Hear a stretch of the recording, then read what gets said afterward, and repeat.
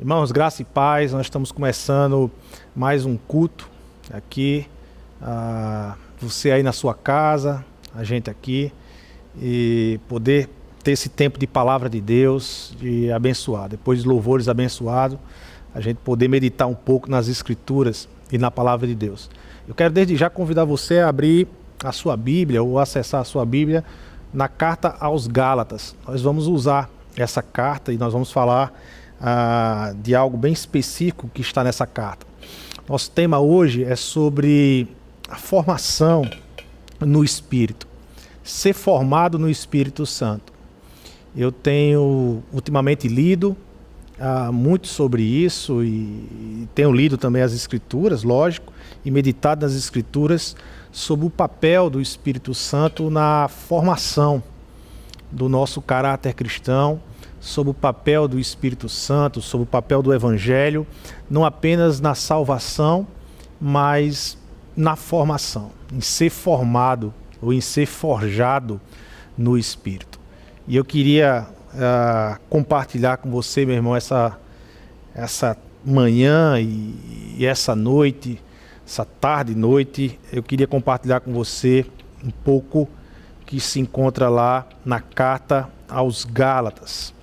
O apóstolo Paulo, ele foi enviado pela igreja de Antioquia a pregar às pessoas daquela região, né? Chamada Ásia Menor, hoje conhecida como Turquia. E o apóstolo Paulo foi para aquela região e Paulo, diz as Escrituras, né? Lucas, quando ele relata isso, está lá em Atos capítulo 13 ao 14, depois o irmão deu uma lida. Você vai ter o relato como o Evangelho chegou àquela região da Ásia Menor, formado por várias cidades ali, formando a região da Galácia, são várias cidades, e como Paulo chegou e pregou o Evangelho ali, como Paulo ele apresentou às pessoas daquela região da Galácia como Deus criador de todas as coisas. Esse Deus ele formou uma aliança com Abraão, e como essa aliança tem a ver com aquele povo naquele momento. Como essa aliança tem a ver com abençoar todas as nações. Essa foi a aliança, o pacto que Deus fez de fidelidade com Abraão. Através dessa aliança, através de Abraão, nasceria um povo, a qual nós conhecemos no Antigo Testamento como Israel. E esse povo nasce em uma proposta missionária. Esse povo nasce em uma proposta de abençoar as nações. De que forma esse povo abençoaria as nações? Esse povo abençoaria as nações demonstrando, primeiramente, em vida, a sua relação com Deus. Esse povo abençoaria as nações, vivendo a sua relação, a sua aliança com Deus, uma aliança que gera santidade no meio do povo, uma aliança que gera amor no meio do povo, que gera cuidado no meio do povo. E esse movimento de santidade, esse movimento de amor, esse movimento de cuidado, onde Israel iria viver, impactaria e chamaria a atenção das nações. Um outro movimento era apresentar Deus como o único Deus vivo e verdadeiro entre nações politeístas, entre nações idólatras.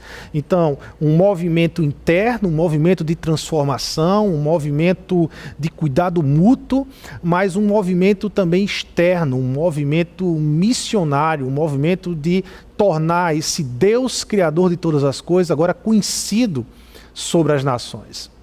E Paulo, então, ele explica às pessoas da religião da Galácia este evangelho e mostra de forma muito clara que o Messias, que o rei prometido no Antigo Testamento vem da pessoa de Jesus Cristo, e Jesus Cristo então se apresenta através da pregação do apóstolo Paulo a esses irmãos lá na Galácia. Jesus se apresenta como Senhor e Salvador dessas pessoas. Como Senhor e Salvador dessas pessoas. As pessoas creem no Evangelho. Essas pessoas têm fé no Evangelho. E por meio da fé no Evangelho, por meio da fé em Cristo Jesus, essas pessoas são inseridas nesse povo de Deus, nesse corpo chamado povo de Deus. É isso que Paulo pregou a essas pessoas da região da Galácia. E Paulo expressa em Gálatas capítulo 4, verso 19, um desejo que ele tem por essas pessoas. Após essas pessoas receberem o Evangelho, Paulo expressa esse desejo que tem por essas pessoas. Veja só o que o texto diz: meus filhos, novamente estou sofrendo dores de parto por sua causa, até que Cristo seja formado em vocês. Ou seja, o que é que causa o incômodo no coração de Paulo? O que é que preocupa Paulo após aqueles irmãos ali receberem Cristo como Senhor e Salvador? A formação. O texto está dizendo que por esta causa Paulo ele sofre dores de parto. Paulo ele está numa expectativa, numa ansiedade. Esses irmãos receberam o Evangelho, mas agora, depois de receber os Evangelhos, Paulo está com ansiedade que Cristo seja formado neles. A formação. Essa é a preocupação de Paulo. O Evangelho, uma vez recebido, ele precisa agora ser um instrumento de formação. Jesus, uma vez recebido como Senhor e Salvador em sua vida, agora Jesus precisa ser instrumento de formação na sua vida. Paulo deseja que os cristãos fossem preenchidos pelo Espírito Santo de tal forma que o próprio Jesus o moldasse de dentro para fora. E é exatamente nesse desejo, nessa ânsia que o apóstolo Paulo tem de ver os Gálatas serem formados, que entra um texto muito conhecido de nós nas Escrituras, que está lá em Gálatas capítulo 5, um texto que nós expressamos muito, ou falamos muito sobre esse texto, sobre o fruto do Espírito. Fruto do Espírito. Né? Gálatas 5, 22, esse texto nós conhecemos demais, mas o fruto de Deus, né?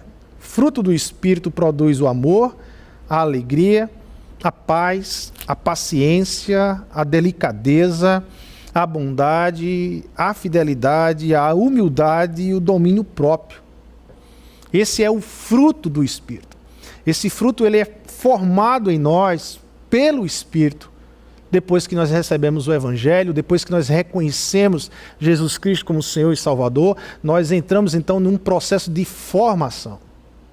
Um processo de formação. Se alguém perguntasse a Paulo como era Jesus, qual é o retrato de Jesus? Quem era Jesus? Provavelmente o retrato que Paulo descreveria sobre Jesus seria que Jesus ele é amor, que Jesus ele é alegria, que Jesus ele é manso, que Jesus ele é um agente da paz, ele é um pacificador na mão de Deus, que Jesus ele é amável, ele tem uma habilidade de amar as pessoas, que Jesus é toda bondade, que Jesus é fidelidade, que Jesus tem um domínio próprio. Jesus, o retrato de Jesus apresentado pelos evangelhos é o retrato de um ser humano totalmente rendido, cheio do Espírito Santo. Um homem que viveu cheio do Espírito Santo. Um Deus que encarna e se apresenta cheio do Espírito Santo e vive movido pelo Espírito Santo. Movido pelo Espírito Santo. É esse Jesus que está sendo formado na minha vida e na sua vida, meu irmão, quando nós recebemos Jesus Cristo como Senhor e Salvador, quando nós compreendemos o Evangelho. É este Jesus formado em nós a partir do Espírito Santo que tem conduzido a terra a experimentar, nem que seja por um pouco, um novo céu e a nova terra, um novo tempo onde o amor, a paz, a alegria, a bondade, a amabilidade, o domínio próprio, a justiça, a fidelidade são desejáveis. São verdadeiros elementos desejáveis por aqueles que verdadeiramente se encontram com Jesus. Mas a carta aos Gálatas também nos traz uma grande advertência. Paulo ele apresenta na carta aos Gálatas um grande perigo, uma grande advertência. É possível que pessoas que reconheceram Jesus como Senhor e Salvador em suas vidas. É possível que pessoas que reconheceram o Evangelho como as boas notícias de Deus, as verdadeiras boas notícias de Deus, é possível que esta pessoa, no decorrer da vida, no decorrer da caminhada, ela seja alimentada, ela seja formada, não pelo Espírito Santo, mas por outras estruturas formadoras. É isso que o apóstolo Paulo traz em Gálatas, capítulo 1, versos 6 e 7. Admiro-me de que vocês estejam abandonando tão rapidamente aquele que os chamou pela graça de Cristo para seguirem outro evangelho, que na realidade não é o evangelho. O que ocorre é que algumas pessoas os estão perturbando, querendo o quê? Querendo perverter o evangelho de Cristo. Perverter o evangelho de Cristo. Alienar o evangelho de Cristo. Moldar o evangelho de Cristo a outros moldes. Viver o evangelho de Cristo não a partir do Espírito Santo que traz a vida de Deus para nós, mas viver o evangelho de Cristo a partir de alguma ideologia outra qualquer, de algum instrumento de formação outro qualquer que não seja o Espírito Santo. Essa é a grande advertência que o apóstolo Paulo nos traz.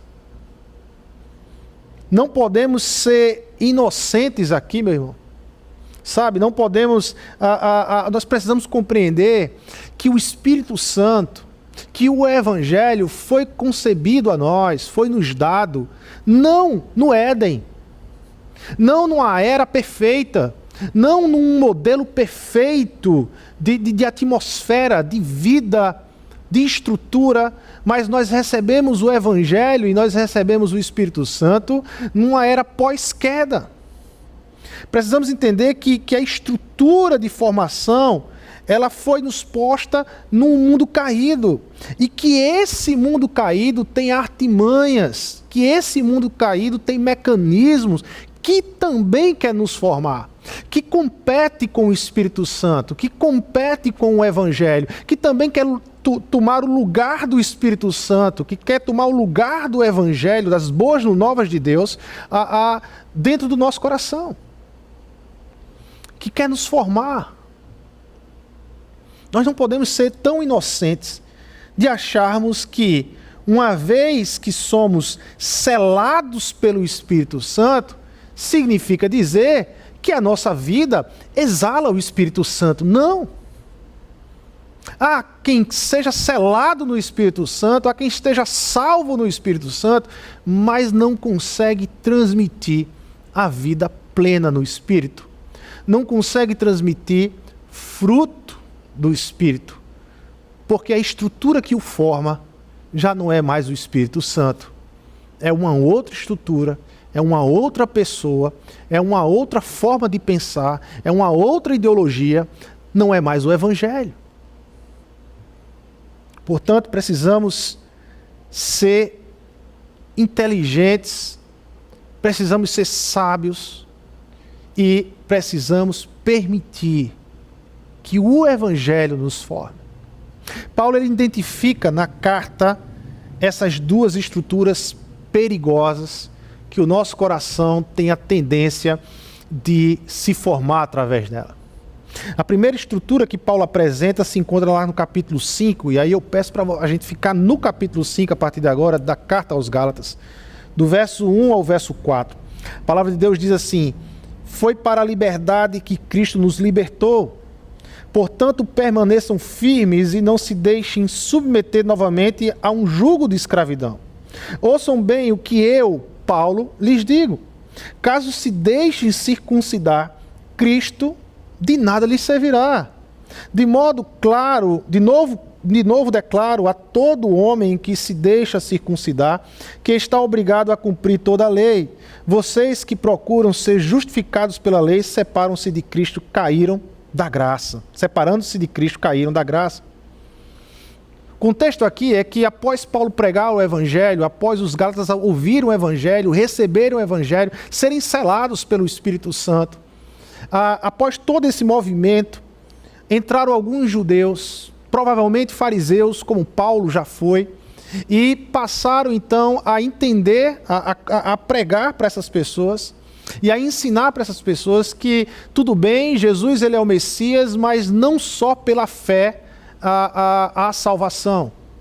Que a salvação não seria apenas pela fé, não é apenas crer, mas você precisa externar, é preciso ter uma expressão aparente dessa fé. E quando esses judeus e quando esses fariseus, eles falam de expressão aparente da fé, eles estão falando sobre circuncisão, sobre guarda do sábado, sobre guarda dos alimentos. É nessa estrutura de aparência que eles estão ensinando agora e dizendo, olha, vocês precisam se circuncidar, vocês precisam guardar o sábado, vocês precisam se guardar de alguns alimentos. E o apóstolo Paulo, então, ele identifica esse ensino como um ensino nocivo e perigoso ao Evangelho. A formação dos Gálatas.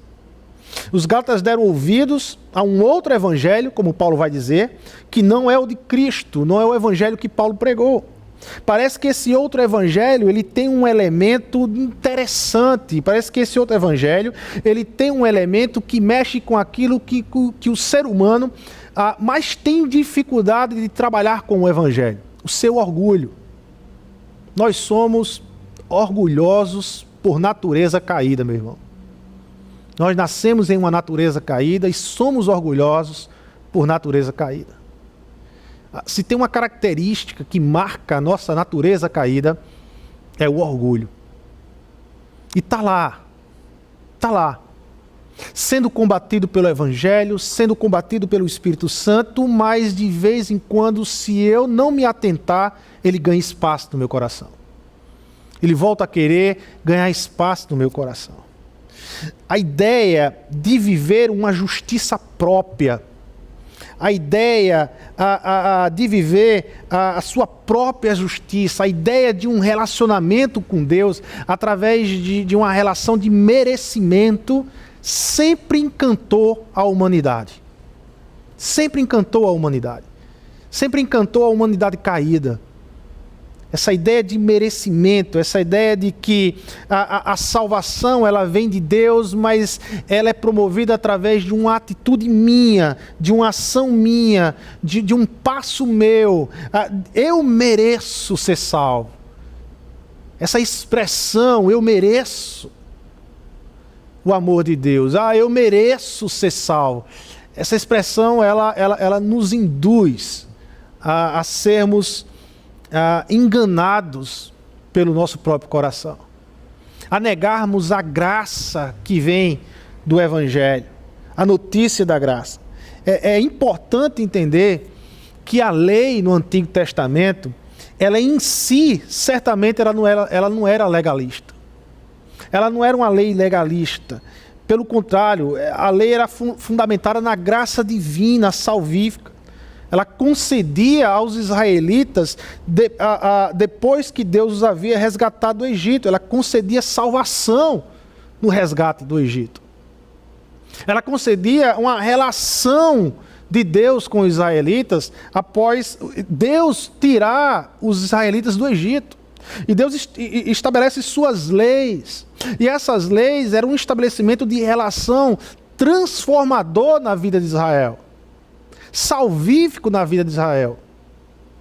Era um instrumento de transformação da relação deles para com o divino e de transformação da relação deles para com o outro, para com o seu irmão. Havia uma transformação através dessas leis. Contudo, o coração inclinado, o coração egoísta, o coração inclinado à carne e não ao espírito, podia muito bem distorcer e tornar uma mentalidade legalista, ler as leis a partir de uma mentalidade legalista. E esse é o perigo das estruturas formadoras que não sejam o Evangelho e o Espírito Santo. Esse é o grande perigo que nós corremos. O Evangelho ele é lindo, o Evangelho ele é libertador, mas ele foi feito para ser formado no Espírito. No Espírito. Quando permitimos que qualquer outra pessoa que não seja o Espírito Santo formar o Evangelho em nós, corremos um sério risco de distorcermos o Evangelho e tudo que ele traz com o Evangelho. Corremos um sério risco de lermos o Evangelho de uma forma errada, de uma forma legalista, autoritária, sem compaixão, sem amor. Deixa eu dar um exemplo. Talvez naquilo que mais nos identifica com Cristo. A nossa identidade de Cristo. João, lá no seu Evangelho, capítulo 13, ele citando a fala de Jesus, aqui ele nos mostra aquilo que nos identificamos com Cristo. Um novo mandamento lhes dou: amem-se uns aos outros como eu vos amei. Vocês devem amar-se uns aos outros. Com isso, todos saberão que vocês são meus discípulos, se vocês se amarem uns aos outros.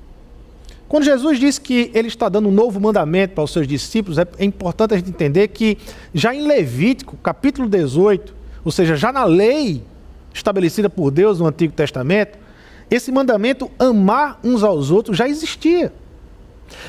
A novidade agora aqui em João é o modelo. A novidade agora aqui em João é o referencial. O referencial já não é mais a letra da lei, mas o referencial agora é Jesus. Como eu os amei, vocês devem amar uns aos outros. Da forma com que eu amei vocês, vocês agora devem reproduzir isso. Amar uns aos outros. Então vamos pegar aqui o amor como exemplo. Muitos cristãos, quando querem expressar o amor, e aí o seu amor por Deus, falam de suas ações nas mais diversas programações de sua igreja.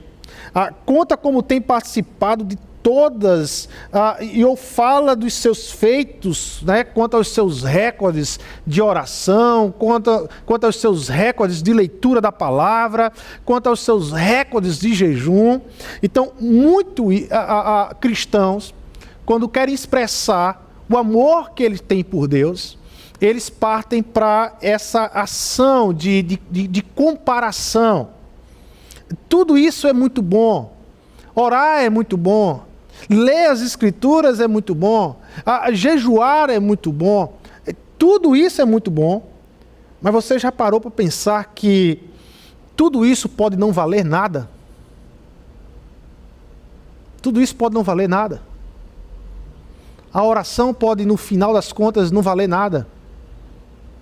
A leitura da palavra pode, no final das contas, não valer nada. O jejuar pode, no final das contas, não valer nada. Porque é isso que Paulo nos ensina. Lá em 1 Coríntios capítulo 13. Quando Paulo vai dizer que o dom que envolve todos os dons é o amor. Quando Paulo vai dizer que não importa o quanto você investe em ação social, mas se não tem amor, o amor pelo outro, o amor por Cristo, esse amor é referencial, não vale de nada. Você pode orar as orações mais lindas, mas se não for com amor, não vale de nada. Você pode jejuar dias e dias, mas se a ação não for movida por amor, não vale de nada. Você pode ler a palavra, conhecer as Escrituras, ter um conhecimento teológico fantástico, mas se não for por amor, não vale de nada. Já parou para pensar nisso? Lembra da parábola do bom samaritano?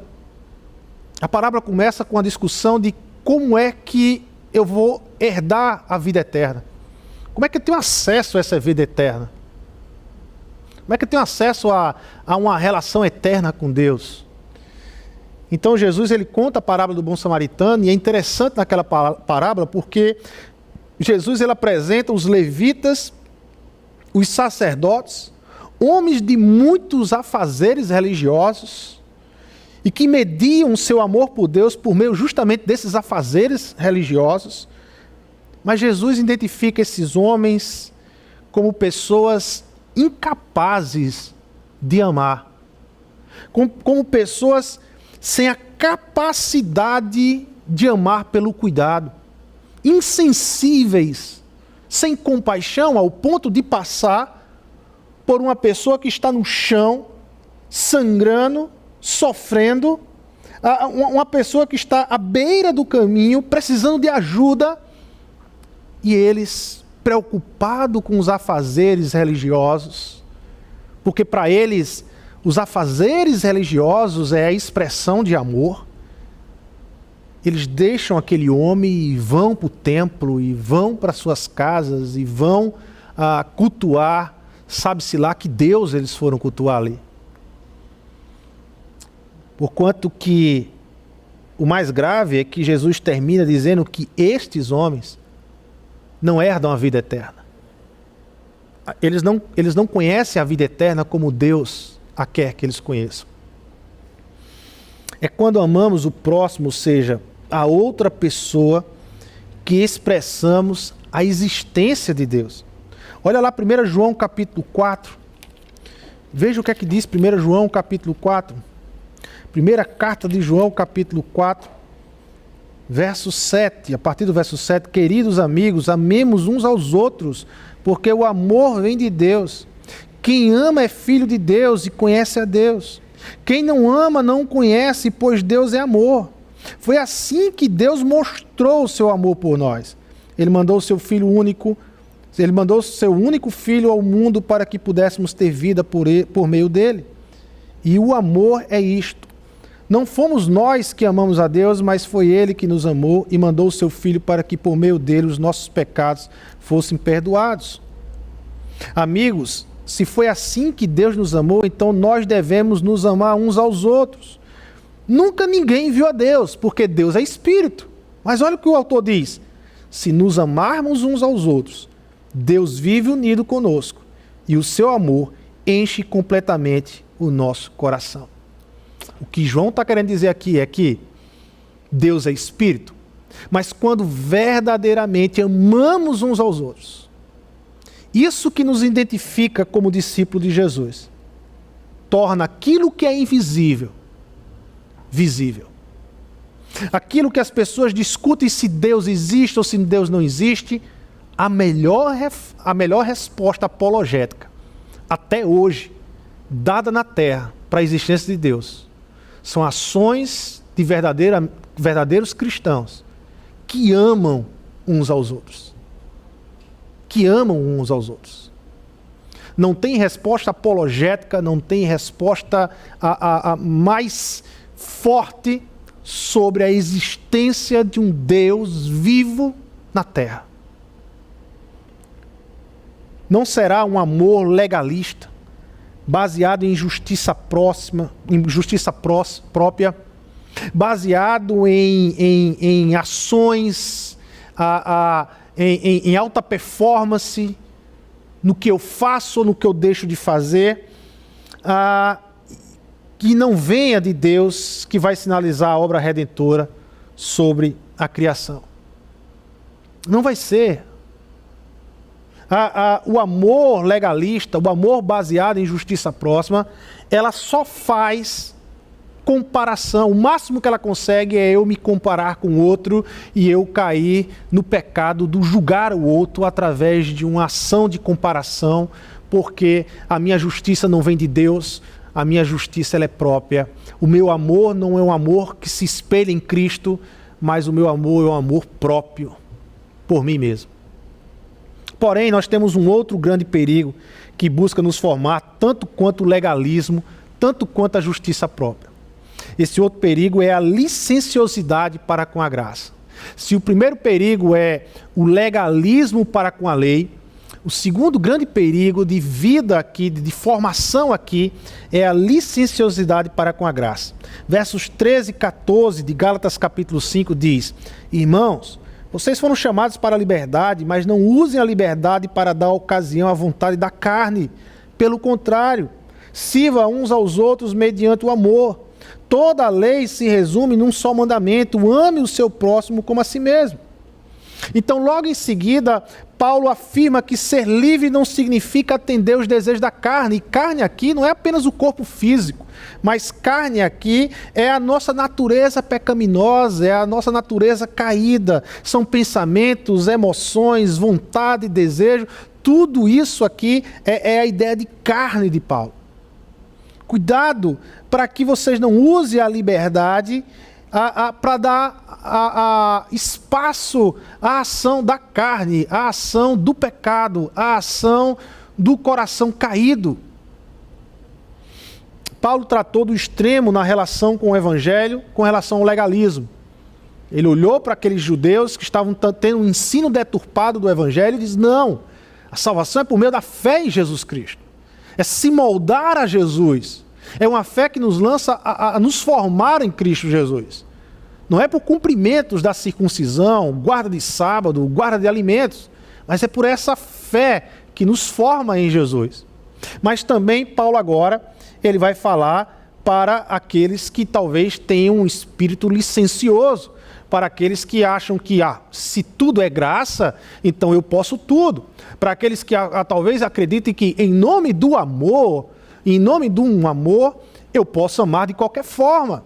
Só que, mais uma vez, a referência de amor que os discípulos de Cristo têm não é de qualquer forma, é a referência do próprio Jesus.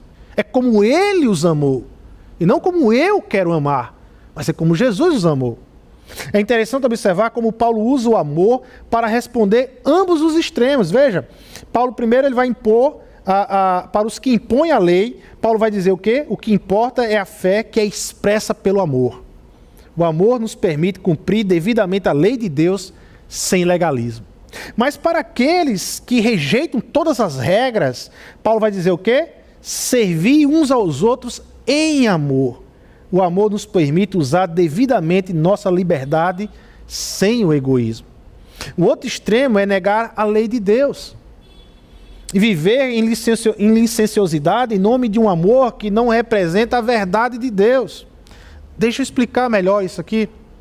Se por um lado, o amor de Cristo é a forma para que eu combata o legalismo na minha vida, que sou tentado a desvirtuar a lei de Deus, por outro lado, esse mesmo amor é a forma de combater o egoísmo que me tenta a viver apenas para os meus desejos, apenas da forma como eu gosto de viver. Por amor a Cristo, eu abro mão de amar da minha forma para amar da forma de Cristo.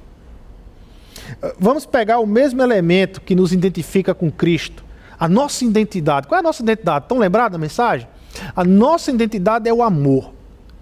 Se vos amares uns aos outros, como eu vos amei, as pessoas reconhecerão que vocês são verdadeiramente meus discípulos. Essa é a nossa marca, a marca do povo de Deus, a marca daquele que carrega o Espírito Santo.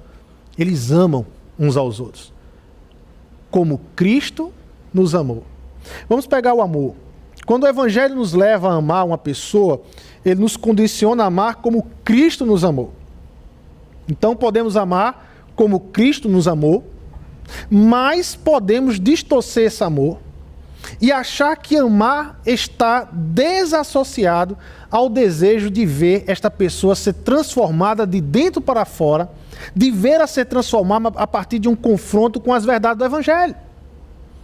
O Evangelho, ele é graça, mas o Evangelho, ele é verdade. Jesus carrega isso. Olhar para Jesus, amar como Jesus amou, carrega graça e verdade.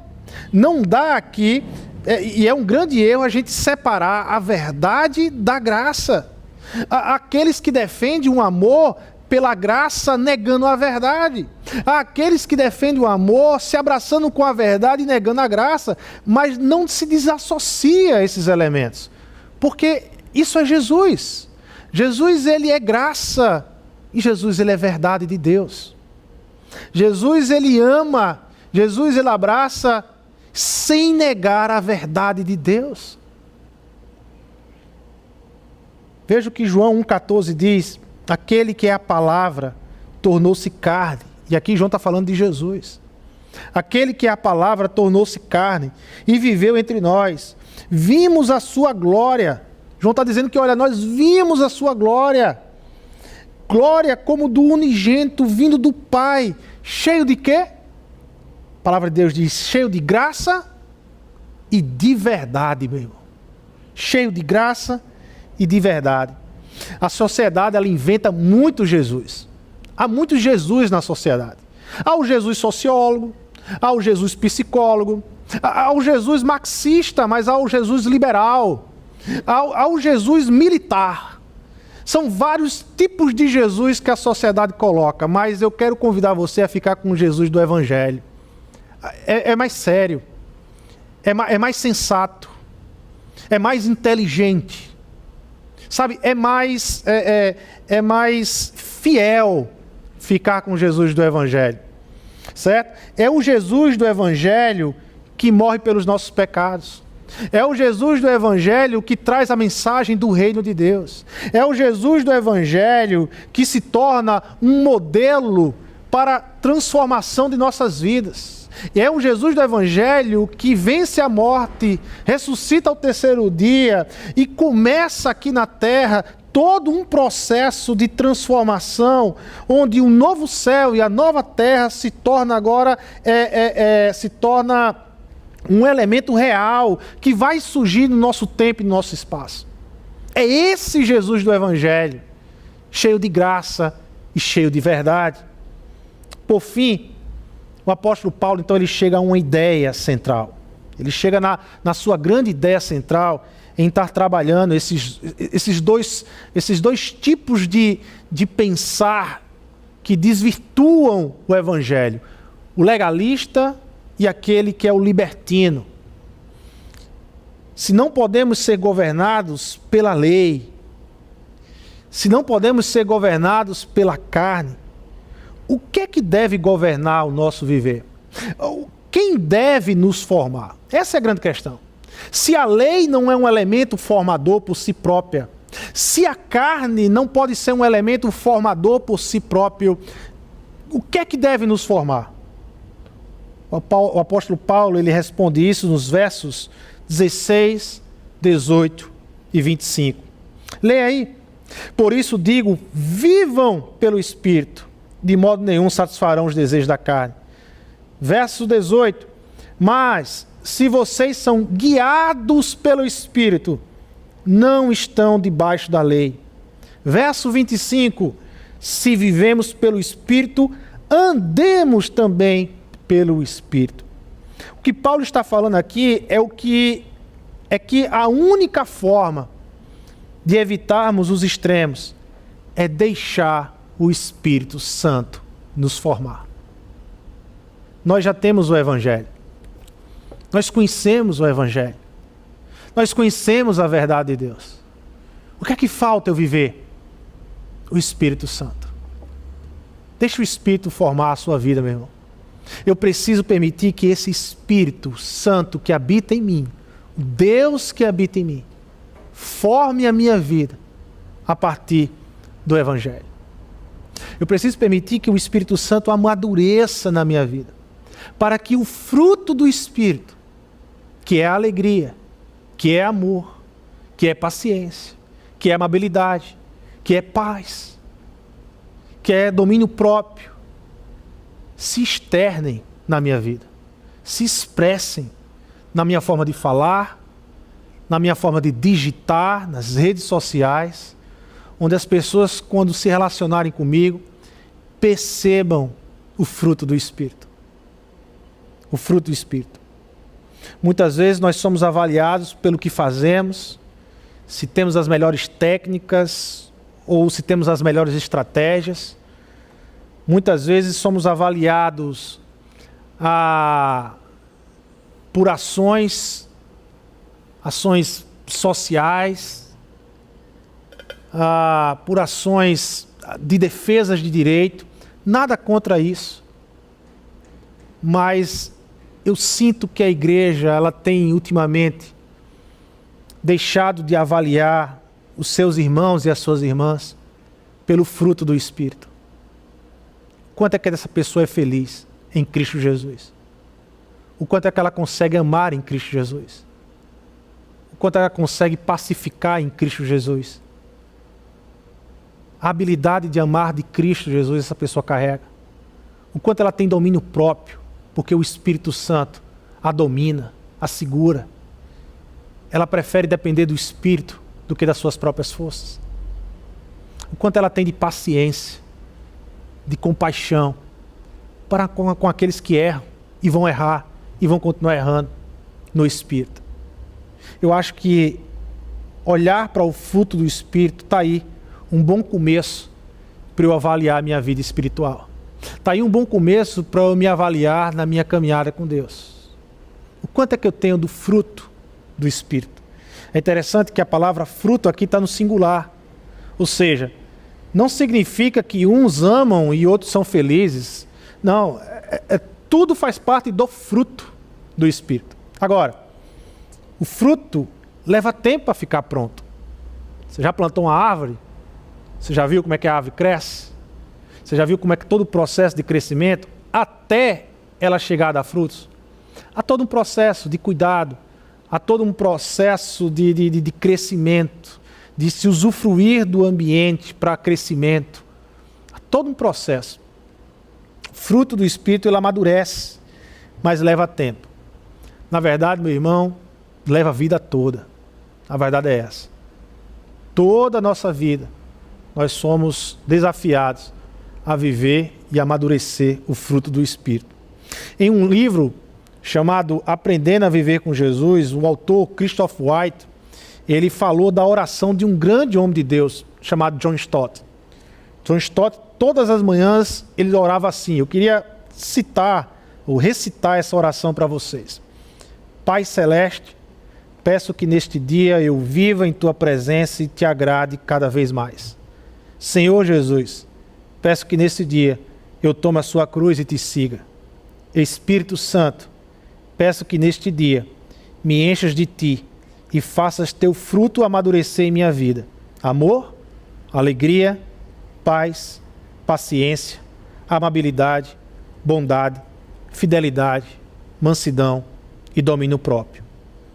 Essa oração singela e rápida me chamou a atenção o quanto John Stott gasta mais tempo com o Espírito Santo.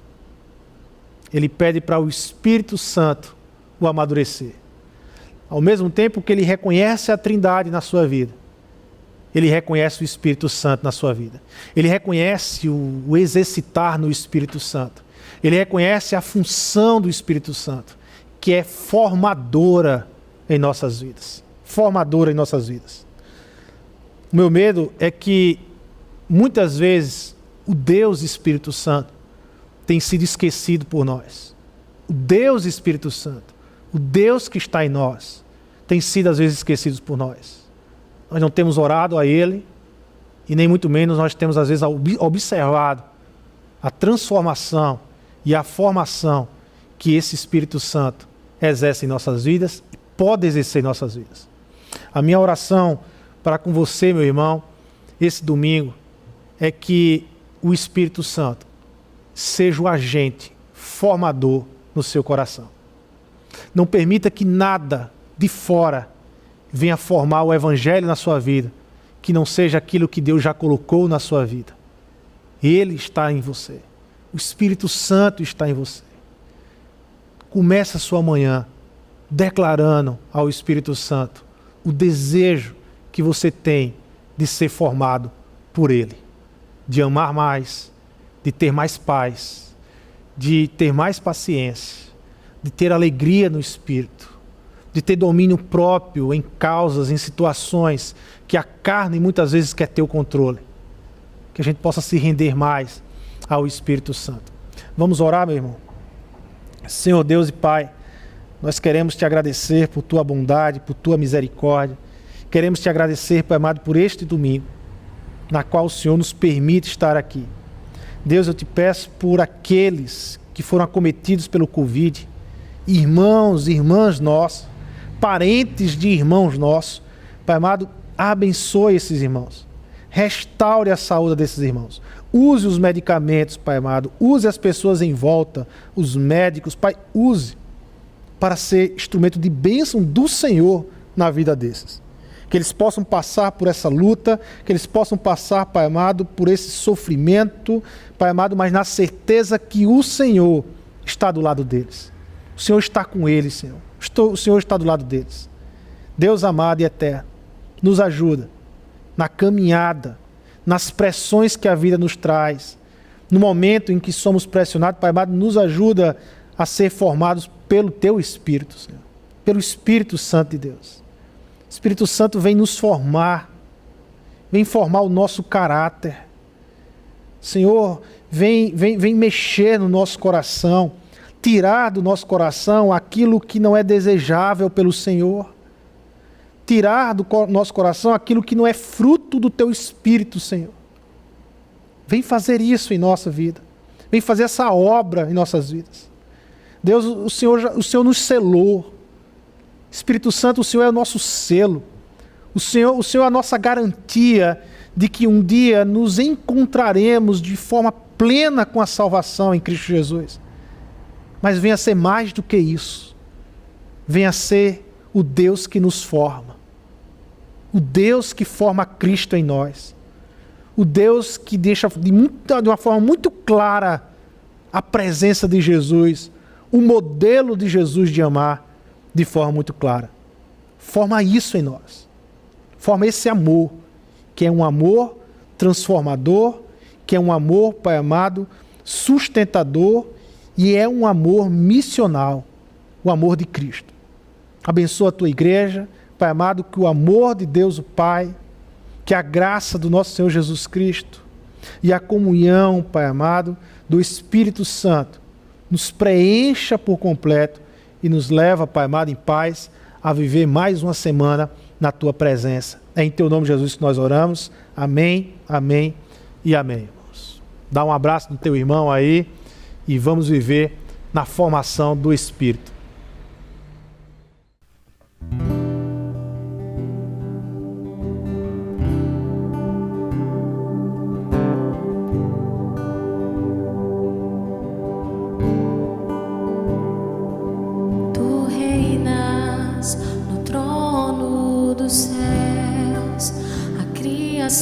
Se prostra aos Teus pés, Tu reinas vestido de glória, os anjos Te adoram aos Teus pés, para sempre governarás, Teu reino não ó Santo Deus, fico maravilhado. Tu és muito mais do que eu possa expressar. Ó Santo Deus, quebra um vaso de alabastro sobre o Deus que sabe me maravilhar. Tu és totalmente amável, tesouro desejável que eu procuro. Tu és um fogo apaixonado, eu sou do meu amado e Tu és meu, pra sempre governarás, Teu reino não passará. Ó Santo Deus, fico maravilhado. Tu és muito mais do que eu possa expressar. Ó Santo Deus, quebra um vaso de alabastro sobre o Deus que sabe me maravilhar.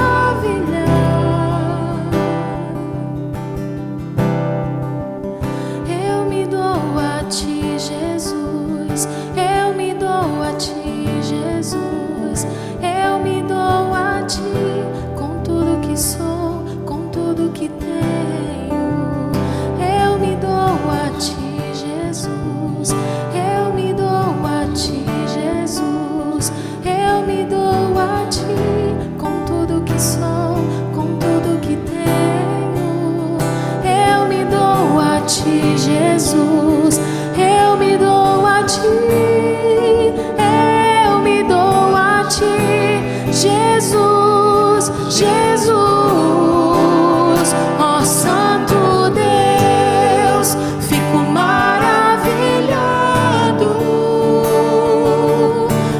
faz muito mais do que eu possa expressar.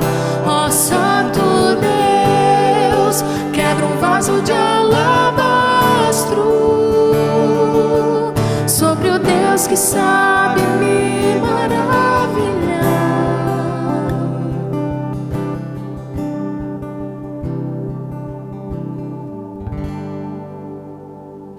É isso aí, meus irmãos. Como foi bom podermos passar mais esse culto com vocês. Eu desejo uma excelente semana.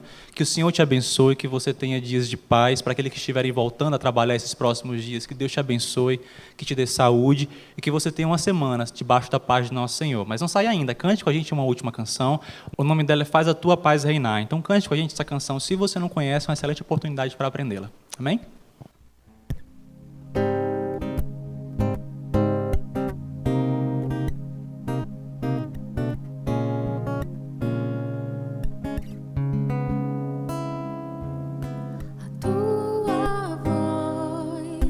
É como um rio de águas claras que corre sem pressa. Ouvir o teu falar é como o ser invadido pela luz do sol. Ilumina como um farol minha alma escura, vazia, sem calma. Essa paz que excede entendimento eu quero conhecer. Não só ler ou falar, mas provar e aprender a viver. Em meio ao furacão, no meu inquieto coração, é só o vento ouvir teu falar, pra tudo se acalmar. Minha alma reconhece quem tu és, dono dos momentos e das estações do meu caminhar. Faz a tua paz reinar.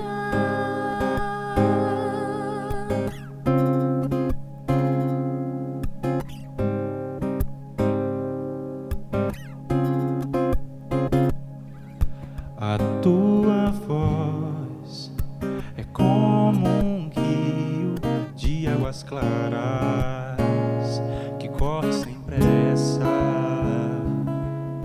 Ouvir o teu falar é como ser invadido pela luz do sol.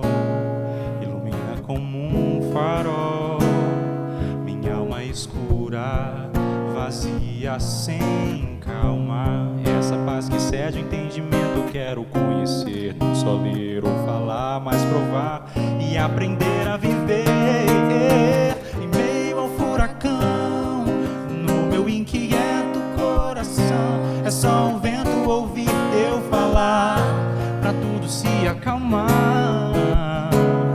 Minha alma reconhece quem tu és, dono dos momentos e das estações do meu caminhar. Faz a tua paz